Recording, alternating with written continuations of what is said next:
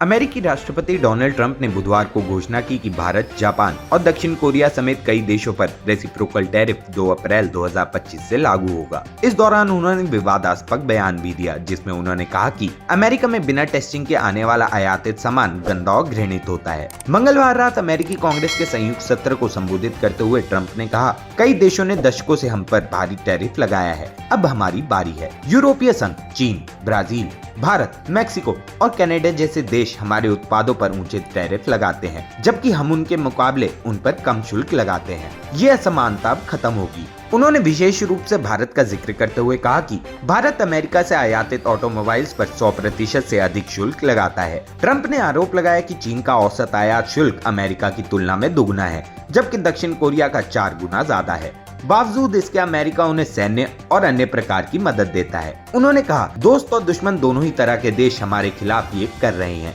ये अमेरिका के लिए अनुचित है। ट्रंप पहले 1 अप्रैल को टैरिफ लागू करना चाहते थे, लेकिन अप्रैल फूल डे की वजह से इसे 2 अप्रैल तक टाल दिया गया। उन्होंने मजाकिया अंदाज में ये भी कहा कि मैं अंधविश्वासी व्यक्ति हूँ, इसलिए ये बदलाव किया। ट्रंप का दावा है कि इस कदम से अमेरिकी किसानों, निर्माताओं और श्रमिकों को फायदा मिलेगा और अमेरिका की अर्थव्यवस्था मजबूत होगी। उनका मानना है कि इन जवाबी शुल्कों से अमेरिका के व्यापार घाटे को कम करने में मदद मिलेगी। इस फैसले के बाद वैश्विक व्यापार प्रणाली में उथल-पुथल मच सकती है। भारत और चीन जैसे देशों के लिए ये बड़ा झटका साबित हो सकता है। भारत अमेरिका के एक महत्वपूर्ण व्यापारिक साझेदार है और इस फैसले के बाद दोनों देशों के व्यापारिक रिश्तों पर असर पड़ सकता है। अर्थशास्त्रियों का मानना है कि इससे अल्पकालिक रूप से कीमतों में वृद्धि हो सकती है, लेकिन ट्रंप का दावा ये है कि ये अमेरिकी उद्योगों को मजबूती देगा। अब दुनिया की नजरें इस बात पर टिकी हैं कि भारत और चीन इस कदम पर कैसी प्रतिक्रिया देते हैं। क्या ये व्यापार युद्ध को जन्म देगा या फिर नई साझेदारियों की ओर बढ़ेगा? ये आने वाले समय में स्पष्ट होगा।